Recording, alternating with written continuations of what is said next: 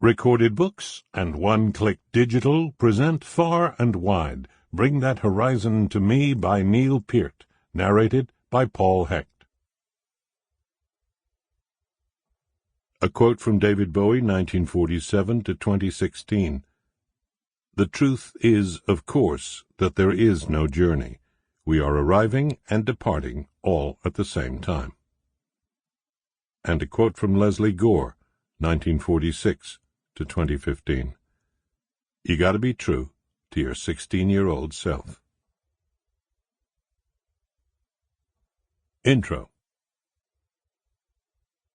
35 concerts, 17,000 motorcycle miles, 3 months, 1 lifetime.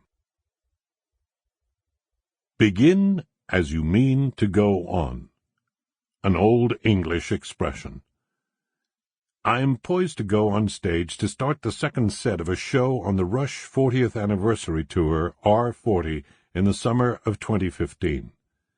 The glowing lights at my waist are the radio pack that drives my in-ear monitors, which will fill my head with musical information and consume my interior world for the next 90 minutes or so. The blazing lights ahead of me are an arena filled with something like 10,000 people. The heat and light of their joyous excitement is an utter contrast to my cold fire of determination and will, as it should be. It's my job to reward their anticipation, to be all they expect, and more. Beginning as I would go on, my energy is tightly coiled in anticipation of that challenge before me, even the first song in that second set. Tom Sawyer remained a mental and physical ordeal after 35 years and thousands of performances.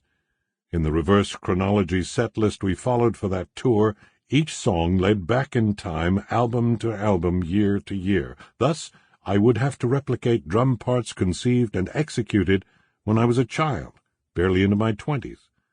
As a harsh but fair critic like myself might describe how I played the drums back then, more energy than skill, more ideas than technique, more influences than originality, more enthusiasm than accuracy. Since then, with the benefit of many years of practice, dedication, and the guidance of 3 phenomenal teachers, Don George, Freddie Gruber, and Peter Erskine, I have balanced those scales a little, at least. And at almost 63 years of age, I was glad I could still do all that, bring the energy and enthusiasm of my 20s to the somewhat improved technique and accuracy of maturity. But it was a battle against time, in more than one sense. Another edge to that waiting off-stage mindset was a visceral awareness that so much can go wrong, human and technical, in one's immediate future, and in front of a lot of people. Performers of every kind might define their audience as strangers with expectations. During the uncertain heat of live performance, I fear human errors and I fear electronic letdowns. As much as ever in my life, I want every show to be good, but can never be sure or even confident that it will be. In that pre-show mindset, I almost sympathize with athletes who pray before a game, or Grammy winners who thank the Creator for giving them a trophy. A friend's Jewish grandmother once said, "What do you get when you get old? A trophy." She meant atrophy.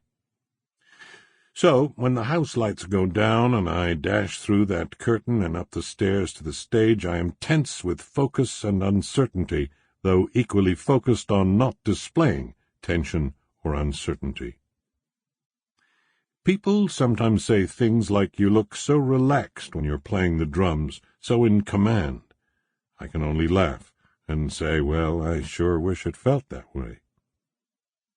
Begin as you mean to go on can also refer to my intention to take a cue from the R40 Tour's reverse chronology set list and open this story with the final show.